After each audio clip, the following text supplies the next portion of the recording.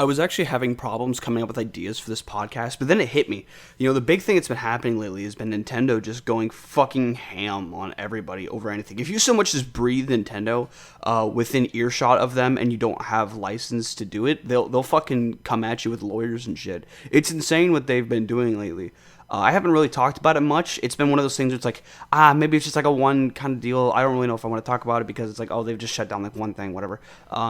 It just keeps going. They just keep shutting shit down, you know? They just keep doing it. And this has always kind of been a fucking thing with Nintendo. They've been doing it for a long time. But before we get into it, welcome back to the 8-Bit Monologue. This is episode 5. I'm back by myself again, just doing my thing, hanging out, here to talk shit on Nintendo, the company that I loved, that makes video games a lot, or whatever. It made sense. Fuck you, it made sense. Anyway.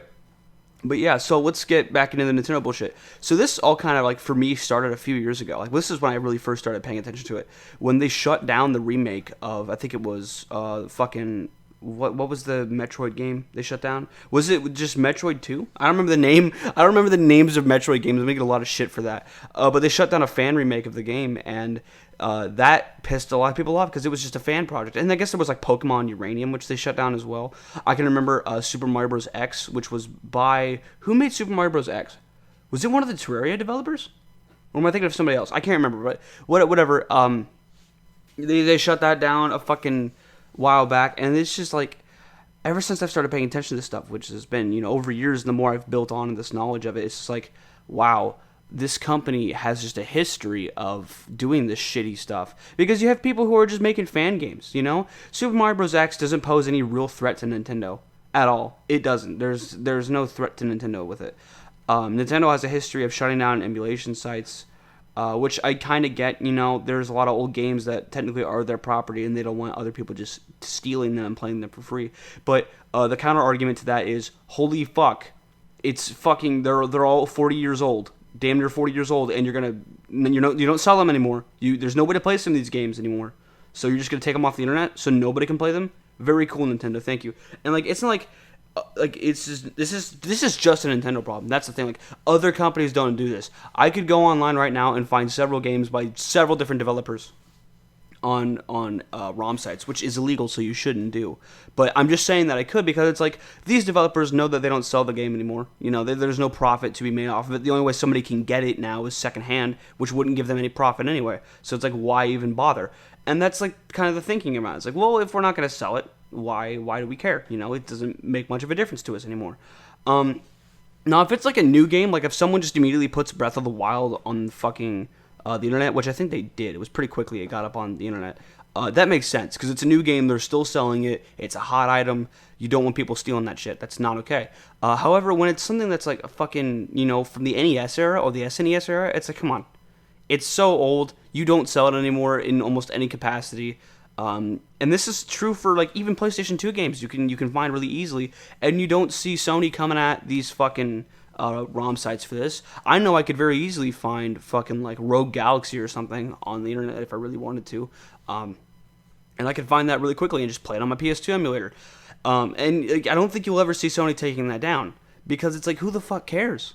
It's such an old game, nobody probably cares about it anymore. I think the game's like 15 years old now.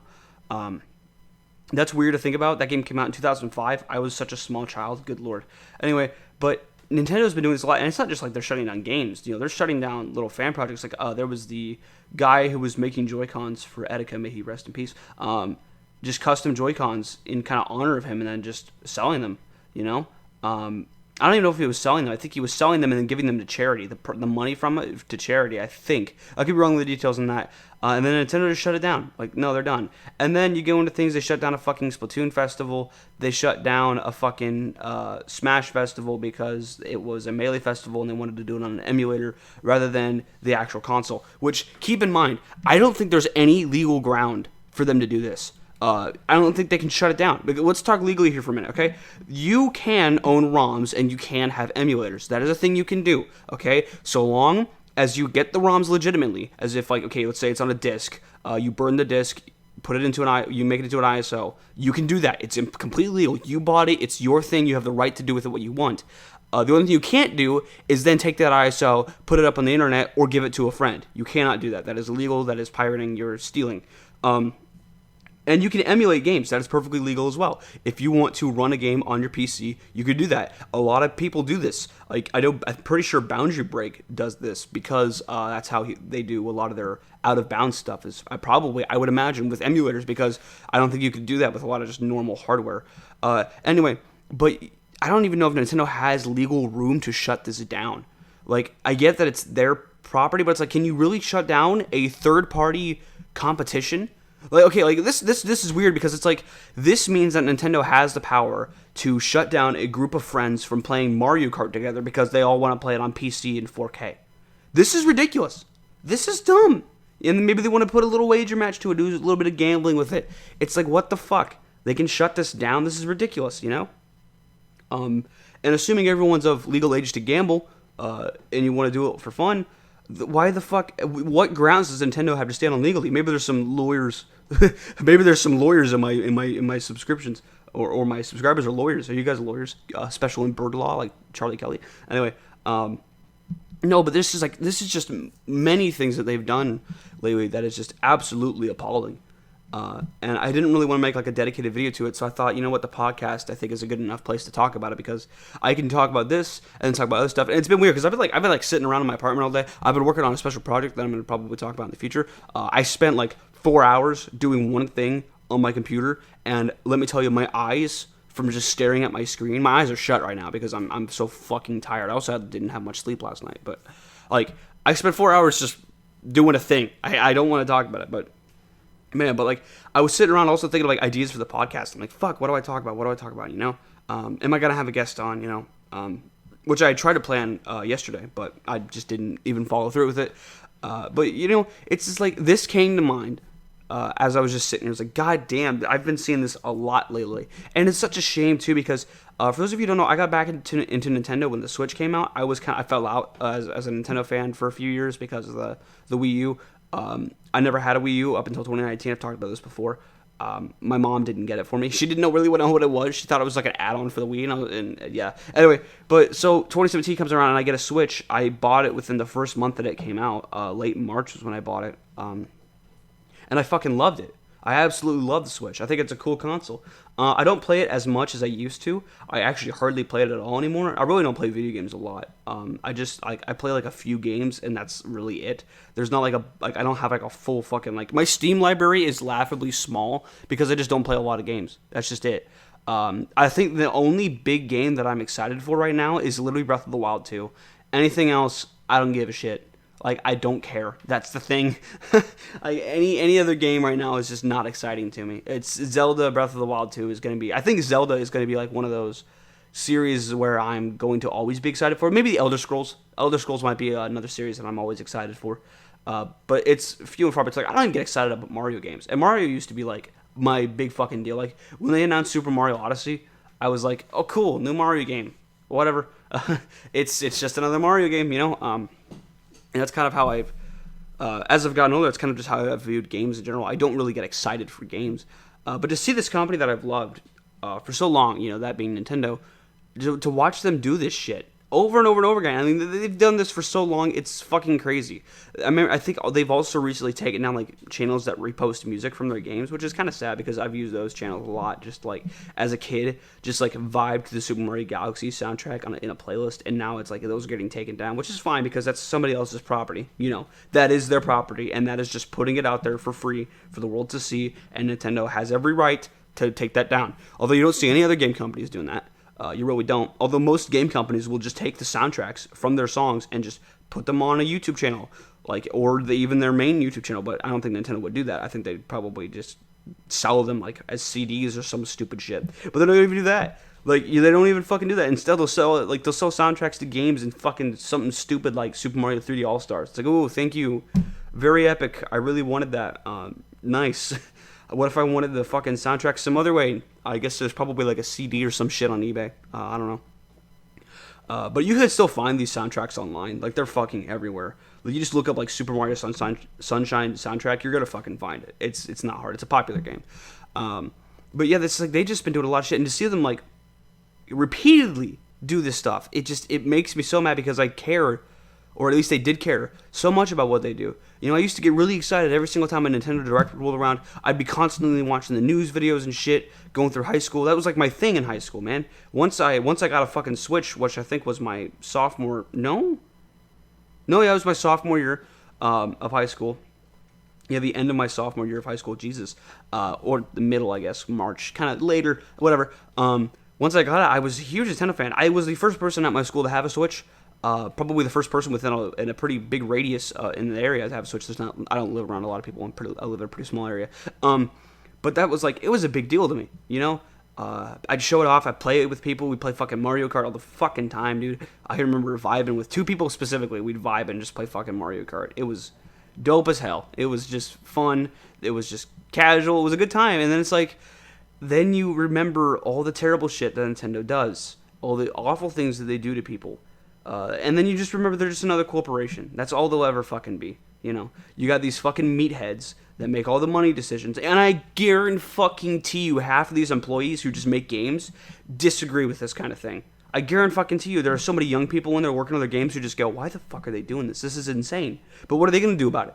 You know, the man who's paying them is the one doing it, so what are they going to do? Go bitch to the guy signing their paychecks? Probably not. I wouldn't. You know, I don't have the balls to go to my boss and tell him he's doing a bad job. You'd be fucking crazy. You'd be fucking nuts. But that's just the sad reality of it, you know?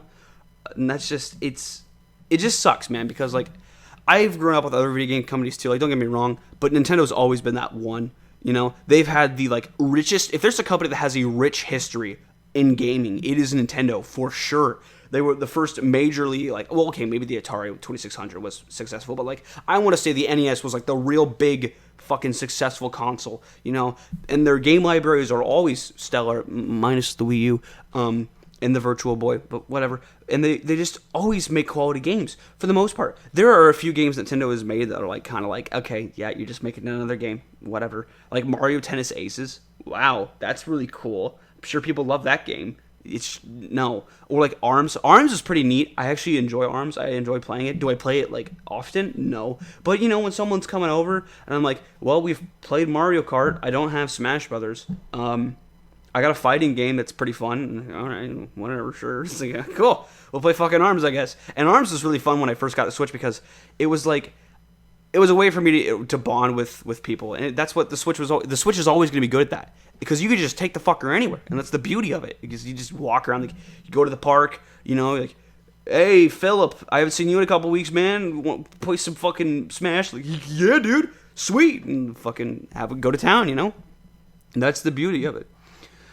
Oh, Nintendo. What else is new in the world of Gary? You might be thinking. Well, there is one thing I suppose I can talk about. I am currently working on a sort of, I'm not really sure what to call it. It's going to be a Minecraft server. Yeah, this is, I guess, a big announcement, I suppose. I'm going to put it 13 minutes into the podcast. I'm currently working on a Minecraft server. It's going to be, the world is already made. I should specify this. It's going to be like a custom, loud car, custom world. I did all the generation and shit in World Painter. And then I'm doing a bunch of shit, like building towns, other dungeons and shit, all around this world. You know, just kind of for fun. And the thing about this is, like, it's a world that I've thought of for a long time. Like, I've showed this map off before. I think I showed it off in the Minecraft Hardcore series. If you go in far enough into that episode, the first episode of that series, I show off a map that I made, just on a map maker thing.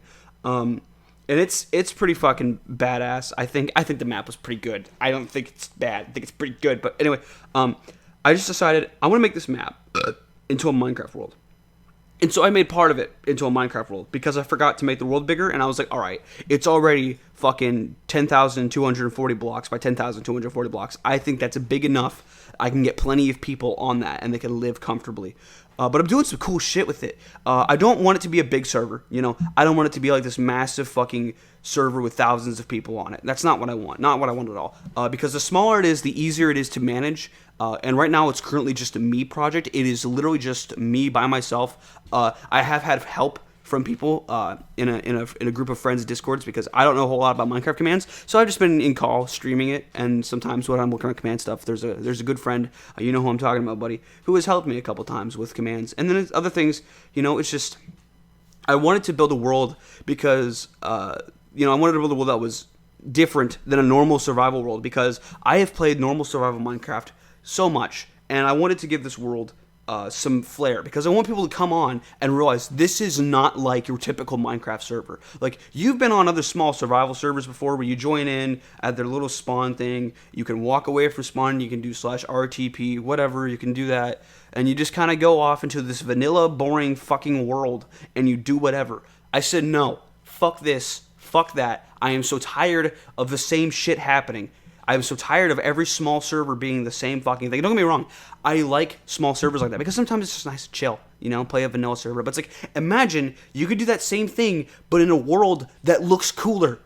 In a world that is so much more interesting with how it works. And there's like literally quests, lore, places to visit, things to loot, difference, something different. And there's a few things that I've done that will make this world automatically, from the get-go, totally different. The way you play Minecraft is going to have to be a little bit different because, number one, natural regeneration is turned off. This means you eat food, you don't get healed. The only way to heal yourself, golden apples and potions. That's it.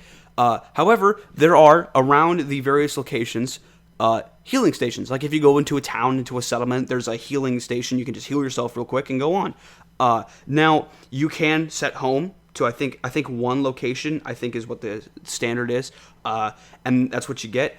So you can kind of set home near a healing station or in town, and then just, there you go. You have your home, you go heal, you can go back to wherever you're going. However, /back is not available to the people, because I hate /back. /back is stupid. I am debating on keep inventory on it, but whatever, that's not really the point. This is already a huge thing. The way you play Minecraft will be entirely different. You'll have to care a lot more about your health. You'll have to care a lot more about how you play. And to kind of counteract this difficulty, because don't get me wrong, this is difficult, and the nether's closed, so getting potions is going to be a bit of a bitch. There are ways to get blaze rods, and there are ways to get brewing stands. You just have to be crafty about how you do it, because blaze rods can be found in dungeon chests, it can be found just out in the wild. Sometimes blazes will spawn in dungeons, so that'll be pretty neat, so you can just kind of farm them if you really want to. So you can do it. It's just that there's no nether. So getting nether wart is the next big problem, You got to find nether wart, which nether wart is going to probably be significantly more rare than the blaze rods, simply because blazes are a cool enemy to put in any dungeon. So I would rather put them more often than nether wart. But so there's going to be this constant struggle to make potions because you need to, or you can go find a potion shop. Potion shops will be kind of hidden around. I'm thinking about just put them in the ocean. There's a lot of ocean in this map. The idea is that there's like the ring is the first place you are. It's just a ring of land. It's a fairly sized ring of land, but in the sea, I'm talking thousands of blocks away in the sea, there are other continents you can go to, and you just have to know where they are. You just have to go looking for them, and they're all kind of in random places. So it's not like, there are a couple times where you just head in a straight line, you will find something. But most of the time, if you just head in a straight line in most directions, you will just find water. So you kind of got to get crafty about how you look. And then to find a place you're looking for, you have to write down the coordinates, because there's going to be no way to teleport to these areas at first. Once people get settled down, once people start really like exploring these new continents, I might add in like a warp system so you can warp to this continent. But I think the coolest thing I've done so far, besides like the buildings, and I'm gonna show some builds on screen. So future me, when you're listening back to this, remember to edit in some cool ass screenshots, because I know I took some. I know I did, and they were pretty good looking. I've been building specifically Asian stuff. That's not the coolest thing. I'll get to the coolest thing in a second. But I've been building like Oriental style stuff because I wanted like one continent to be Oriental themed entirely, which it's a fairly small continent. So I was like, I can make it work. I can do like one continent as Oriental themed. And it just so happens building like Oriental stuff, like ancient like Japanese and Chinese structures, is almost always massive because of the amount of detail you have to have in them. Like you can't just go like with a rustic look. Rustic you can get pretty small with a rustic build because Minecraft is pretty easily set up for that. But doing something like this, as you can see from these pictures, they're fairly sized builds. They've got to be decently sized. And I'm so fortunate that World Edit exists, because one of these builds, the really tall building, I just copied and pasted the fucking second floor on top. The first floor, I just copied and pasted it all the way up. That's what I did. It was like, I'm not going to rebuild this. This was a motherfucker to build. The amount of detail that was put into that was a bitch. I never want to do it again. I'm probably going to copy it and paste it somewhere else and then turn it into a dungeon in some other location because I think that'd be pretty cool. Or maybe not. I don't know. But that's one whole concept. But anyway, the coolest thing that I was going to mention earlier, I forgot to mention it. I am having a little bit of a change here. A lot of servers will start you off with either nothing or they'll let you do /kit starter. Now, in this /kit starter, you get the same shit every time, basically. You know, most people just get like stone tools, leather armor, some food, a bed, maybe, you know, just basic shit. And it's the same for everybody on the server. It's the same shit, no matter what you do. I said, fuck that. I'm doing things differently. When you first join the server, if everything goes to plan, and everything's already done, I just have to set up the server spawn thing to work properly. I haven't really tested it yet, but all the command blocks to give you the stuff, which we'll get into, is already set up and ready to go. When you first spawn in, you spawn in a room. And in this room, there's 4 buttons on walls, and there's signs and books. And there's a little hologram sort of like text box that shows up right there in front of you, and it says, choose your country of origin. You get to select one of 4 of these fantasy countries, and the books are there to give you lore on them. You don't know what items you're getting, but you know the lore about them, so you can kind of like fit what, like, you know, you can kind of become the person that would fit you best, what you want your character to be. So, for example, there's a country that is mostly like Vikings. That will give you items kind of themed around what the Vikings would do, what they would have, or maybe the building materials like spruce. You get spruce wood from that. I can give that one away. And then there's like I mentioned earlier, the Oriental place. It'll give you some different kind of theme stuff. You can kind of take guesses as to what you'll get out of that. But it's pretty cool. And it's not like you just get like basic, boring shit. No. You get some pretty decent enchanted stuff, depending on what you pick. And when you pick an option, like let's say you pick one country, it teleports you directly above you to the next layer where you get to pick your character class. I think there was like warrior, merchant, adventurer, and builder. I think those are the 4. And you pick one of those 4, and depending on what you pick, you get different items again. So there's already, you know, that's how many different combinations is that already? I don't know. That's a lot of different combinations of what you could do just from that.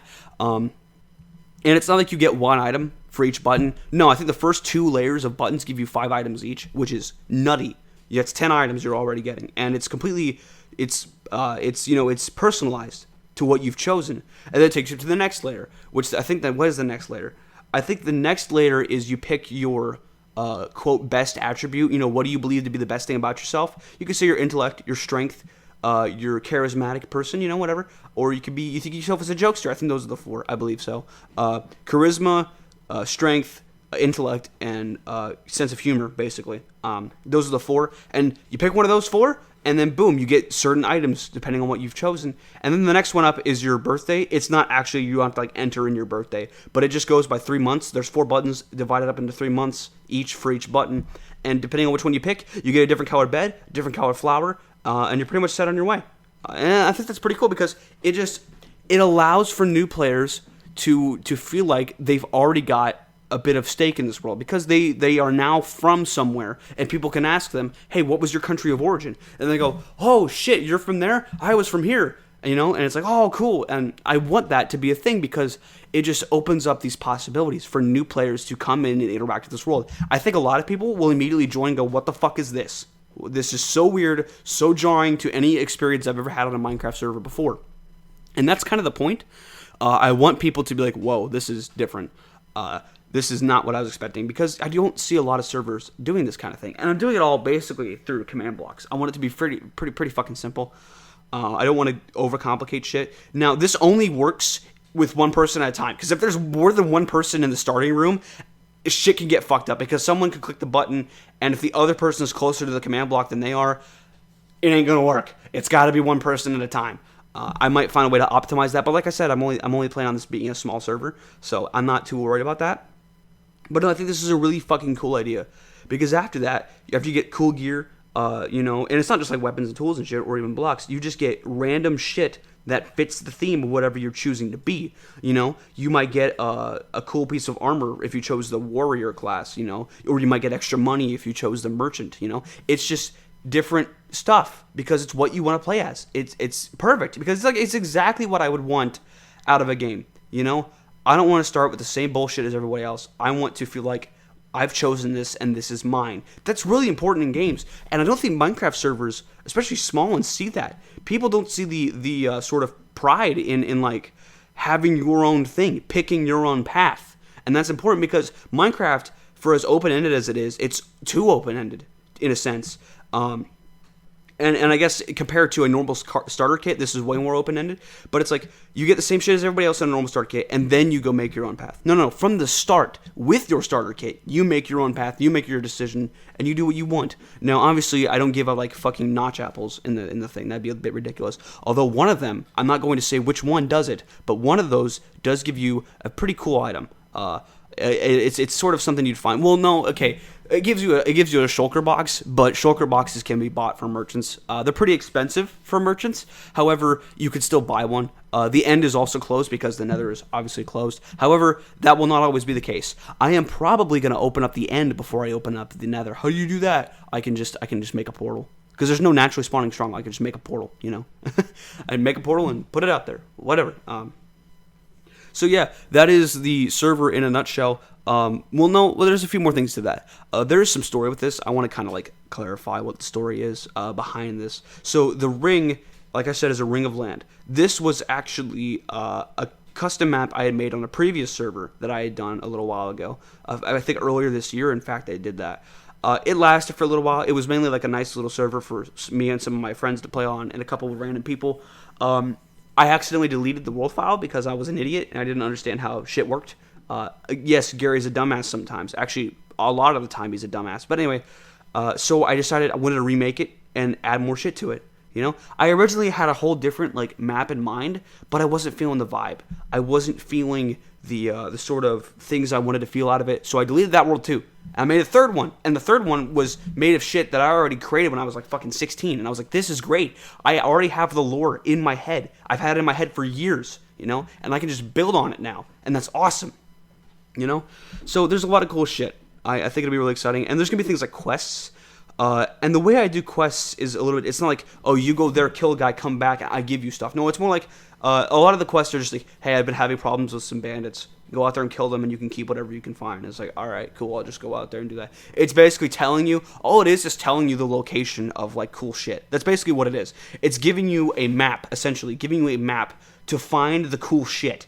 Rather than, like, you have to go find it yourself. And this isn't for every ruin. Not all ruins are, like, or bandit camps are shown up in quests. Some of them, they're just there, and you'll just stumble across them. However, I wanted there to be, like, for the people who don't want to just go out and explore, and people who want to chill, maybe show them the easier dungeons, you know, the smaller ones, and just let them do the quests that way. And these dungeons, once looted, will not always be empty. I may go back time to time and just fix a few of them, fix them up a little bit, change up some spawners, some shit, you know, and refill them. However, I've always had this caveat to this. If someone camps out, makes a base right next to a dungeon, I will not refill it. If someone makes a base in a dungeon, I'm not going to refill it. So it's kind of like you don't just want to camp out by the dungeons all the time. Because, first of all, you're not going to be doing much. Because I won't be refilling it. It'll just be there. And it'll just be empty for a long time. And that kind of sucks. I don't want that. The other thing I have to do is make a custom banner to specify to people that this is not a player build. This is a dungeon. This is a staff built dungeon. And I might have to do this for all the towns, for all the fucking dungeons and shit. Just because I want people to recognize that this isn't someone's build. You know, this is staff did this. You can touch it. It's fine. Sometimes there will be places where you can't build. Like in towns and shit, you can't build in some of the towns, or at least in some areas of some of the towns, because I don't want that shit getting fucked. I don't want people fucking with it because I think it looks good aesthetically. And the last thing I want to do is come onto the server and then like half of a town has been destroyed by some dickhead griefer. You know, it's the last thing I want. I'm also probably going to whitelist the server and just have like an application process kind of thing where you give me your Minecraft username and I'll add you to the list. I'll ask you a few questions, whatever, blah blah blah. And then you get added to the server, and you get to explore the world. I think it'll be really cool. I might even set up a Discord server for it, which I usually wouldn't do. I usually wouldn't set up a Discord server for a Minecraft server, which I think a lot of people do nowadays. But I think it's a really good idea. This server, I think I have a lot of potential. If I had people like a team to do this with, people who were smarter than me, who could pull it off, I'd fucking love to do it because I have so many ideas in my head that would make for a good survival server. For another thing that's difficult about this world, there's no diamonds. Diamonds don't spawn naturally. I took them out of the equation. They're not there, nowhere. So the best stuff most of the time is iron. Diamonds can be found, however, they're found in quests. You know, maybe a rare thing at a bandit camp every once in a while, or they're found in like a mining mission, which is a type of quest where basically, hey, you go down this mine shaft for me, collect some stuff, bring it back or not. You really technically don't have to, but you should. And then I'll possibly give you a reward. And if you find any diamonds down there, they're fucking yours. You know, I think the way I'd set that up is like have an item hopper that would then trigger a command block, which I think you can do using dispensers. But then no, because then it would just drop anything. You could drop anything in that item hopper, and then it would give you something. I'm not sure how I'd set that up. It would take some thinking, some noggin working to give specific items and then get a specific item back. That might take some command block mumbo jumbo. But because I want to do a lot of it in vanilla if I can, I want to try to use plugins as little as possible. Don't get me wrong, I am definitely using a lot of plugins. Like I said, I have World Edit and I have Essentials and shit, which I think you need Essentials to have World Edit. But whatever. And there's a few plugins I'll probably delete over time because some of them are just kind of fucking useless. But the server is not public yet, so I won't be giving out the IP. But I feel like it's going to be pretty fun once I do make it public. I'll put it on Planet Minecraft. I'll do a bunch of shit. Last time I did this, the original ring, I had help. I had help from a pretty good friend. She did a lot of the cool builds, and she just, I don't know why I think we were both on lockdown during quarantine. We both were out of a job for a bit, so we were like, well, I got a Minecraft server, you know, and you can help me if you want. Okay, sure. And that was kind of our thing for a bit, and it was pretty fun. However, I think people struggled because there wasn't a whole lot of room in the ring, so I had to do some compromising. I added in floating islands around the ring, like they would just surround the ring of land, and then there was just floating islands in the sky. Fucking dope as shit, by the way. Just so that people could have extra space to live. But so many people didn't want to fucking live on the floating islands because it was so far away from the ring. Or like it was just inconvenient. Because you'd have to go, if you want to go back to a merchant, you have to go all the way back. You have to walk there. You can't just teleport back. However, later, toward the end of the server, I did add in Slime Fun, which meant that I could basically do the fucking teleporters. So you could go to different islands. It was a thing you could do by the end of the days of the server. But like I said, it got deleted. There was a lot of stuff on there that was pretty cool. When the server is public, this world is a prequel to that world of the original server. So it's back in time a little bit. So some of the things that were in the original ring will still be there. However, they either, like, for example, there's the starting village, the village every player starts in. In the original server, with the original ring, it was in complete ruins. It was just mess of cobblestone everywhere, vines growing up everything, you know, a lot of grass, tall grass, trees overgrowing the place. Now, in this one, it's well kept for the most part, minus one house that has fallen into a hole, which is kind of funny. But it is just a normal functioning village. That's what it is. And I think that's pretty cool because for the few people who did play on the original server, which I think, you know, maybe like 6 people from my friend group, if not less, played on it. Maybe like 4 of them played on it semi-regularly. For those people, they'll get to see things that they haven't seen in a long time. You know, they'll be like, oh my god, this is what this looked like, you know, before. And I think that's pretty cool. Like, there were some lore bits in there. There was some pretty freaky lore shit I put in there just for fun. That's back because just because it's a prequel doesn't mean that everything's gone. There are some things in there from the original ring that are like still there. There was this creepy, like, there were 3 laboratories I made in the ring that were deep underground. Well, not too deep, but they were underground.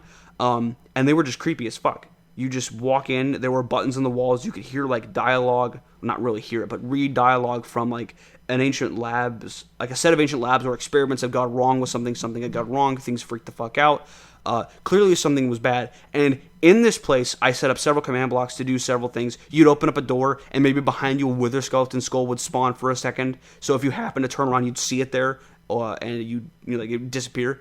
And when it disappears, it trigger a sound or something spooky to the nearest player. So it was some pretty intricate little command block stuff. And it was lore. In this new version, they're still there. They are still there.